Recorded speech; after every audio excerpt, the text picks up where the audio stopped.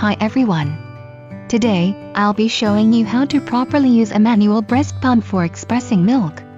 It's a simple and convenient tool, especially for breastfeeding moms who need to pump quickly and easily. Let's get started. This is the breast pump.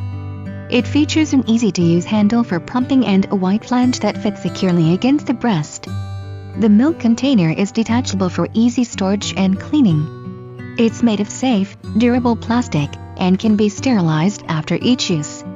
To use it, I'll start by applying the flange to my breast, making sure it completely covers the nipple. Then, I gently squeeze the handle to create a smooth, rhythmic pumping motion. As you pump, you'll notice milk flowing into the container. It's important to go at your own pace and let the milk flow naturally without rushing. The pumping process should be comfortable and painless.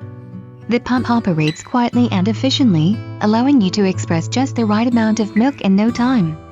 Here, you can see that the container is already partially filled.